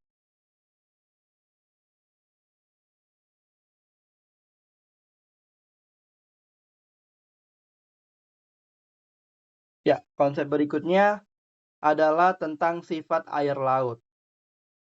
Sifat air laut ini berarti bicara mengenai karakteristik dari air laut itu sendiri. Untuk karakteristik dari air laut, maka kita bisa bagi menjadi dua jenis secara umum ya. Pertama itu adalah karakteristik fisik, sifat fisik, dan yang kedua adalah sifat kimia. Nah, sebenarnya ada juga sifat biologisnya, tetapi sifat biologis ini tidak benar-benar mempengaruhi karakteristik dari lautan itu sendiri. Lebih kepada sifat biologis ini adalah kombinasi dari dampak dari dua sifat yang ada sebelumnya. Makanya tidak terlalu dibahas. Bahkan dalam silabus itu kadang-kadang dia ditiadakan. Tapi untuk orang-orang biologi, terutama yang mempelajari marin biologi, ini penting. Tetapi ya pada intinya ya sifat biologis ini muncul karena karakteristik dari dua sifat sebelumnya, yaitu sifat fisik dan sifat kimia. Jadi kita fokus ke dua sifat ini saja. Untuk sifat fisik, yang perlu teman-teman pahami yang pertama itu adalah mengenai temperatur ya. Ini kayaknya semuanya sama ya. Penting sekali kita bicara mengenai temperatur. Nah, untuk temperatur sendiri, temperatur pada permukaan air laut itu dipengaruhi oleh insolasi, oleh lintang, seperti itu. Jadi karakteristiknya bakal mirip dengan insolasi tadi. Tetapi perbedaannya gini, karena memang karakteristik dari laut ini dia tidak ada batas-batas yang jelas ya, karena kan hampir semuanya satu gitu. Sehingga dan juga didukung dengan adanya pergerakan dari arus, maka sifat sebaran dari temperatur air laut permukaan ini akan dipengaruhi juga oleh karakteristik seperti arus seperti itu. Kalau kita lihat petanya kira-kira seperti ini nih.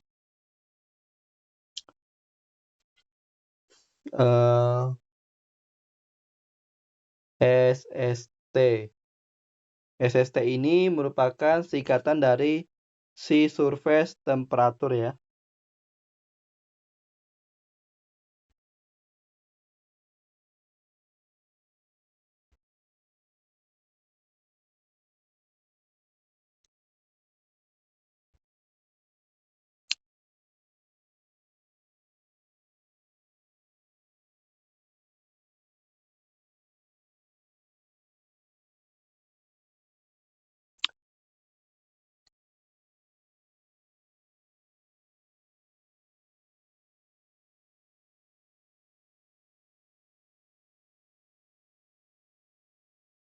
Ya, ini adalah si surface temperature dalam derajat Celcius ya, yang diukur dari data satelit pada 22 November 2022. Jadi ini bisa dikatakan baru. Nah, di sini bisa kita lihat bahwasanya pola dari si surface itu dipengaruhi pertama oleh insolasi. Dan insolasi ini faktor utama yang mempengaruhinya adalah lintang. Bisa kita lihat kawasan-kawasan lintang rendah seperti di kawasan Indonesia, kawasan-kawasan Papua Indonesia bagian timur itu memiliki temperatur yang paling tinggi di kisaran 30 sampai 32 derajat Celcius. Kemudian semakin ke arah polar, semakin ke arah kutub, nilai temperaturnya semakin rendah. Nah, ini sesuai dengan dasar insolasi tadi ya, yaitu pengaruh lintang. Kemudian pengaruh tutupan permukaan ini tidak terlalu signifikan. Yang signifikan untuk mempengaruhi temperatur permukaan lautan ini adalah pengaruh dari sirkulasi arus. Seperti itu. Di sini kita bisa perhatikan pada karakteristik yang ada di sini. Teman-teman bisa lihat. Di sini pada lintang, katakanlah lintang 10 selatan, 10 derajat selatan, itu di titik dengan lintang yang sama ada variasi temperatur yang berbeda. Di kawasan yang berada pada pesisir pantai barat dari benua Amerika Selatan, temperaturnya lebih dingin dibandingkan di kawasan tengah dari wilayah Pasifik tersebut, seperti itu. Mengapa bisa ada perbedaan temperatur ini? Karena pada kawasan katakanlah di sini Pasifik bagian tenggara ya. Di kawasan ini itu terdapat yang namanya arus Peru atau arus Chile. Di mana arus-arus ini adalah arus dingin yang mengantarkan air yang berasal dari wilayah kutub ke wilayah ekuator. Jadi pergerakan arus ini mempengaruhi perbedaan dari temperaturnya, seperti itu. Dan ini terjadi hampir di semua wilayah yang memang memiliki sirkulasi arus dingin, seperti di kawasan pesisir pantai barat Afrika Selatan, kemudian pesisir baratnya benua Australia, lalu juga di kawasan-kawasan ini, di kawasan California, karena di situ terdapat arus-arus dingin yang mengalir di sepanjang garis pantainya, seperti itu. Jadi pengaruh yang mempengaruhi SST secara global itu adalah insolasi, dalam hal ini lintang, serta arus global secara umum. Itu sifat fisiknya. Kemudian yang berikut itu untuk secara ini ya, secara spasial. Kalau untuk secara kedalaman, maka nanti dia dipengaruhi oleh kedalaman, di mana kan yang namanya sinar matahari ini dia tidak bisa menembus hingga ke dalam bumi ya. Maksimal sinar matahari itu bisa menembus hingga kedalaman 400 meter. Sehingga pada kedalaman 1000 meter, 2000 meter, sudah tidak ada lagi sinar matahari yang artinya tidak ada lagi energi yang bisa kita terima dari radiasi. Sehingga energi yang terdapat pada laut dalam itu diterimanya melalui sirkulasi yang terdapat pada laut dalam atau sirkulasi secara vertikal di lautan tersebut, seperti itu. Nah, itu untuk sifat fisik. Selain sifat-sifat fisik yang berupa temperatur, sifat fisik lainnya itu nanti ada berupa salinitas ya. Salinitas ini dia kadar garam, kemudian ada lagi berupa densitas. Densitas ini adalah berat jenis dari massa air. Nanti silakan teman-teman pelajari lagi. Kemudian yang kedua ada sifat kimia. Nah, untuk sifat kimia yang dipelajari pada sifat kimia ini yang pertama ada yang namanya mineral ya. Bukan mineral sih. Ion. Ion terlarut. Ion terlarut ini itu dipengaruhi oleh nilai salinitas atau mereka saling mempengaruhi lah sebenarnya. Bisa saya katakan kayak mengapa air laut itu dia asin atau salin? Ya karena keberadaan dari ion terlarut ini yang biasanya berupa ion-ion klor, ion natrium, Mg2, kemudian MgSO4 dan seterusnya. Kemudian pH. pH ini seberapa banyak ion hidrogen terkandung di dalam air ya. Tapi karena di dalam air laut ini kebanyakan adalah ion-ion basa, ion-ion garam, maka bisa kita katakan pH air itu adalah pH yang basa di atas 8 umumnya pH dari air laut itu, seperti itu. Kemudian sifat kimia yang lain adalah oksigen terlarut ya, atau disoksigen. Nah, ini beberapa sifat yang penting. Berikutnya, gerakan air laut. Nah, untuk gerakan air laut ini adalah karakteristik fisika yang terdapat di air laut itu sendiri. Secara umum, gerakan air laut itu ada 2. Yang pertama itu ada yang namanya gelombang, dan yang kedua adalah arus. Nah, gelombang ini merupakan gerakan air laut yang muncul akibat adanya rambatan energi. Rambatan energi.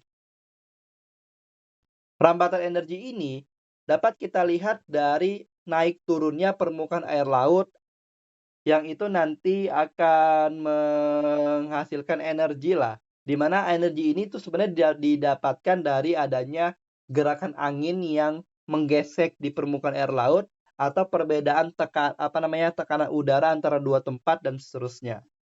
Nah, ini adalah gelombang. Kemudian gelombang ini, umumnya kita bagi berdasarkan genesis pembentukannya. Ada gelombang angin atau wind wave, dan ada gelombang non-angin. Kalau gelombang angin ya tadi saya sudah jelaskan akibat hembusan angin. Kalau gelombang non-angin itu terjadi akibat fenomena-fenomena selain oleh faktor angin, seperti akibat pergeseran lempeng bumi, perubahan dasar samudra, yang nanti bisa memicu tsunami. Atau fenomena-fenomena lain seperti ada juga namanya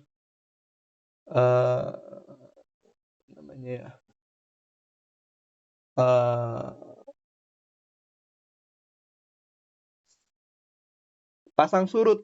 Nah, pasang surut itu juga termasuk jenis gelombang. Karena pasang surut ini dia mendapatkan energi dari gaya tarik gravitasi antara bumi dan matahari serta benda langit lainnya. Bumi, bulan, matahari seperti itu.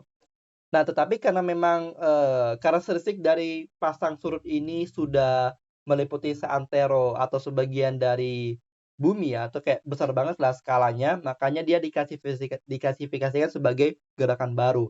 Tapi pada dasarnya dia adalah gelombang. Nah, itu gelombang. Kemudian yang berikutnya ada arus. Kalau arus ini ya adalah gerak dari air, gerak massa air.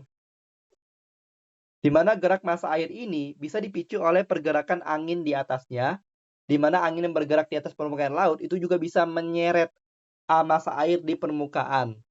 Selain itu, pergerakan massa air juga bisa dipicu oleh perbedaan tekanan di dasar laut, seperti itu.